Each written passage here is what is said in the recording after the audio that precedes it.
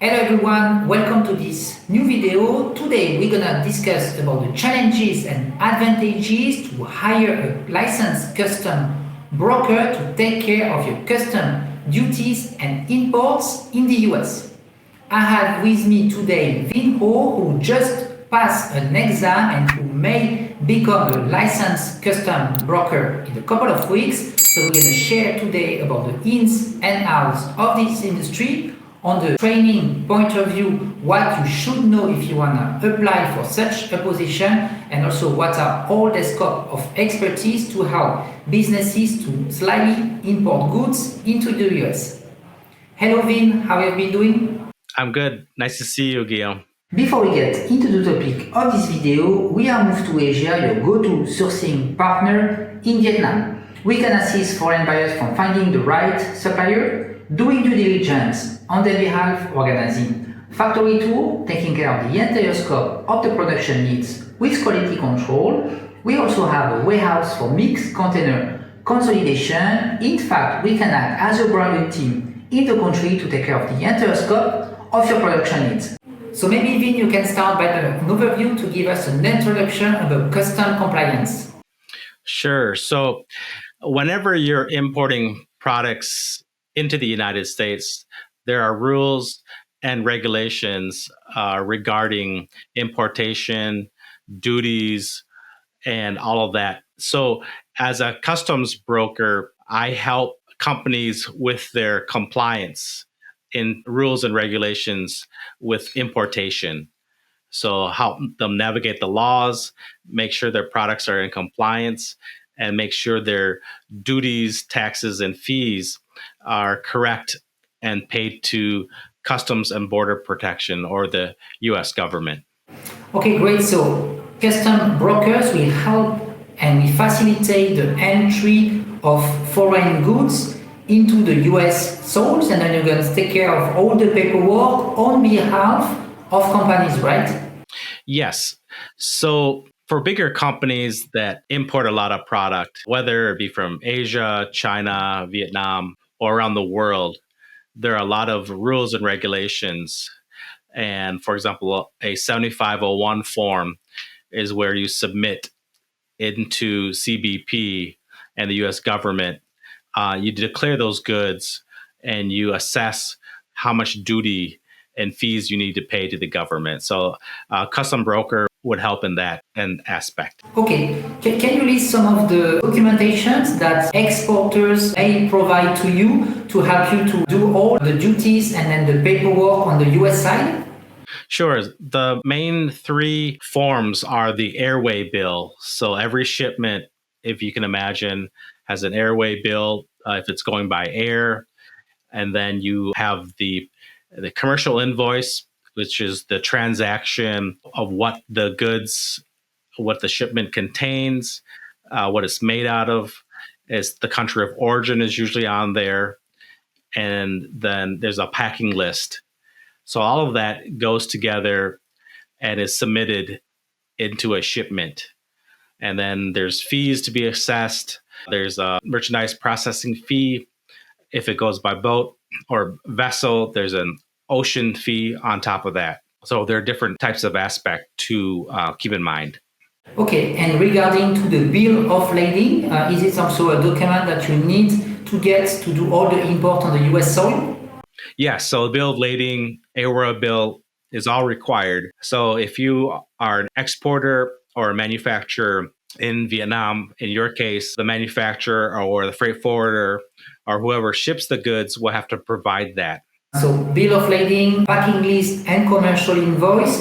And let's say if you are manufacturing, for instance, furniture, do you need to provide any certificate of origin as well from the raw material that will be purchased on behalf of factories to make a finished product? Generally speaking, the manufacturer has to have correct markings, country of origin. So again, if it's made in Vietnam, you have to have made in Vietnam on the carton or the box. So that has to be very clear. And some products like wood furniture might have additional certification that requires them to be in compliance with some government agencies in the US. So it really depends on the material. Great, Vinh. So basically on the process, if someone wants to import a product to the US, what is basically the steps that they have to follow to be able to import this legally? Sure. So if you are a US importer, you work with a manufacturer abroad, whether it be China, Vietnam, India, or another country. So you're working with that manufacturer, and then you will get the paperwork that we had just mentioned. And you generally go through a freight forwarder. That company or service would pick up your goods, generally a container of product, and they would arrange the scheduling to go on a vessel or a large boat from the port of export. So it could be Ho Chi Minh City, could be Shanghai, Ningbo, or Hong Kong. And then from there, generally speaking, for an ocean vessel, it takes 30 or 40 days to the port in the United States. And it usually goes to Los Angeles or Southern California, Long Beach. That's the port that takes 60 or 70% of goods from Asia. Or you can have it arranged to another port in the United States of your preference. It could be Houston, Tampa, Miami, or New York or South Carolina. So that's how it would generally work. Okay, great. And regarding the certificates that factories will be owning, do they need to prove anything to be able to export in US, for instance? It depends on the product. In America, we have partnering government agencies. So that could be agriculture, it could be health, it could be wildlife, anything like that. Anything that's sensitive to bring into the United States. So if you're bringing plants, animals, or wood furniture that might come under government radar, they're trying to keep out or they have warnings about, there might be additional certification or paperwork you need to show to the government in order to enter your product. Okay, so for instance, if you are exporting food processing products related to health, then the factory will have, for instance, to provide as well the HACCP, right, or ISO certificates. And those certificates on the US part, you will be checking them to ensure that the product can be imported in the US?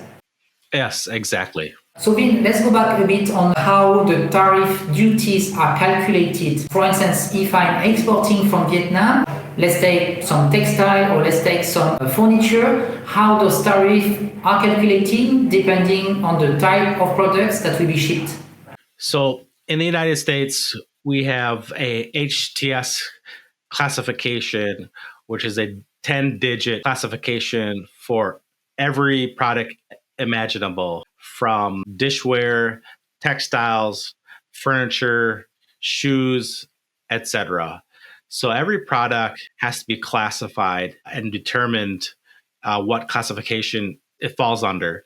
So usually the custom broker would do that. So whether it be rattan products, home and garden, or like you said, textiles. So once that's classified, it assigns a number. And then depending on the relationship between the United States and the specific country, there'll be a certain fee or duty attached to that. So that could be 3%, 2%, 4%. For example, during the 2018 Trump years, he increased China tariffs, maybe 25% on all Chinese goods. And now with Biden, there's 50% on solar products, up to 100% on electrical vehicles. So all of that will have to be taken into consideration for each item that's imported and from which country into the United States. So each product will be attached to its own HS code, which will link it to a special tariff and duties to the US. So as you mentioned, Vinh, this is the first challenge that businesses may face if they want to import goods. What are other challenges and difficulties that they can find along the way? Most of that, as you mentioned, is the duties. That's always a cost that importers will have to face. But then there are other challenges, as you mentioned, especially if you get into sensitive products or products that are banned or plant species or health or food. any of that could be touchy areas. It's going to be much more difficult, much more challenging in bringing into the United States. So meaning that this is possible that an exporter in China or in Vietnam will provide you some paperwork, right? For instance, a commercial invoice, some proof of specification of the product. But when the container will be arriving in the US for any matter, that container and that product cannot be legally imported because there can be some missing documents or other aspects, right? So yes, your container or your goods could be seized or taken over by CBP. They could take over your container, and if you don't have the right paperwork or you don't have the information they're looking for, they can seize it. And then they're going to reach out to you, the importer, or the customs broker who did the paperwork. It's a long process. It could be stuck there for 30 days. For example, if you don't have the correct country of origin marking on your boxes, they could hold up for 30 days, and there could be penalties. So, for example, if your shipment was $20,000 in goods, you could pay a penalty up to $20,000 in fees, possibly if you don't have the right marking, you're not in compliance, or you're missing other information. So it could be a hefty fine. And is it possible, Vinh, that sometimes even the goods are destroyed? For instance, you import on US soil products that are prohibited, or then you don't have the right certificates or the right approval to import them, the right licenses. They can be taking your goods and just destroy them. Yes, CBP has the right to destroy the goods, or they might give you another option to export it, but you cannot bring it into the country. So that's very possible. Okay, so now I understand a bit more why established companies may choose the option to work with licensed custom brokers, so they can basically take out of their shoulder this expertise, this know-how, and have someone that can help them on those duties. What would be your advice for such companies that are looking to engage and to find such brokers to help them? Yeah, you can find most customs brokers in the United States. They work for freight forwarder, shipping companies, and things like that. And there's also independent brokerages in large ports. That could be Tampa, Miami, Long Beach, Houston. So these are brokerages that can help companies clear customs on your behalf. So I would recommend medium-sized to larger companies would usually need a customs broker. If you're always bringing in product abroad by the container load, you probably need a customs broker. Okay, so large-scale companies can directly contact the freight forwarder, and SMEs, should they also go to the freight forwarder companies, or should they look for independent broker that can also assist them? I think it depends on the situation. Like if you need the personalized service, then you can go to a brokerage, reach out to them, call them, and then you can talk to them and they can help you on a certain shipment. Certain freight forwarders or shipping companies have customs brokers on hand already. They're always clearing shipment on a daily basis. So now let's go a bit on the training aspect. So you've been just passing a couple of days ago the license broker exam. So finger crossed for you, Vinh, you will have the result, I guess, in a couple of weeks. What has been your journey to learn and then to go through this learning aspect? Becoming a licensed customs broker, honestly, is quite easy because you just have to pass one exam. But the problem is the exam is very, very difficult with only a 15% passing rate. And it's a national exam held all across America at all the major ports. So to become licensed, you just really need to pass the exam. It doesn't matter how many years of experience you've had or unrelated work. You could be working as a teacher, small business. You could be in finance or unrelated industry and then take the exam, and then you just have to pass it. So once you pass it, then there's a 6-month period of security check. And then once you get past the security check and the interview from where the port that you'll be working in, then you'll be getting your license. And then from that, there are certain, rules and requirements to upkeep that license and fees to pay and things like that. But that's generally speaking. Some of the requirements is you have to be a U.S. citizen, over 21 years of age, and you can't be a government worker. Those are some of the requirements. Okay, you mentioned only a 15, so 15% of success rate. Is it because they put a type of numerous clauses, they really want to filter and they just get a few people each time to pass it? Or what is the reason why there is such a low success rate? Yeah, it seems like Customs and Border Protection, or CBP, we call that in America. They kind of want the people that have license to be quite low. They don't want to make it too easy. And the trick is the exam is 80 question, 4.5 hours, and it covers so many topics. 19 Code of Federal Regulations is what you're tested on. So there's 2 big, thick books, and they make questions pulled from those books and those chapters, covering everything from duty, drawback, valuation, foreign trade zones, bonds, bonded warehouses, penalties, broker compliance, timelines. So it's very, very confusing. And so it takes several months, maybe 3 or 4 months to start studying. And most people don't pass the first time. It takes the second or third time to, if you really, really want it, you can pass it on the second or third time, generally speaking. So you have to be committed.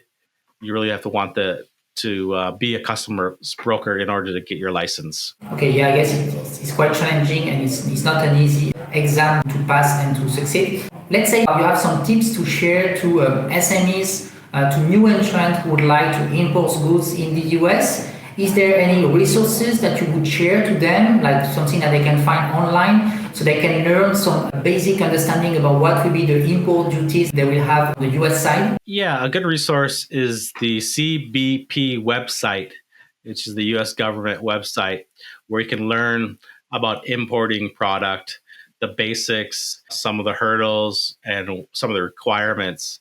You could search on Google. There's lots of freight forwarders and shipping companies that have created content around their services, especially what a customs broker does. Or you can look at YouTube and find information regarding importing and exporting. And then alternatively, you can make contact with a brokerage, customs broker in your hometown or where you do importing business, could be at a port, and then speak with them, establish that relationship, and then have them on board to help clear your shipments. Okay, very clear. Vinh, we'll actually leave below in the description more details about your YouTube channel, as well as probably a phone number or some resources. So if people want to get in touch with you, they can get first-hand information and advice from you to help them to get started. Thanks a lot, Vinh, for your insight and sharing today. Do you have any last word for new entrants and people who would like to start this journey of import and export to the US market? Importing and export, it's always changing industry, and you really have to stay on top of it to learn the new rules and regulations. New politicians come in, they change different free trade agreements and things like that. So it's a lifelong career and continuous learning to stay on top of all of the challenges and changes. Thanks a lot, Vinh. Thank you, Guillaume.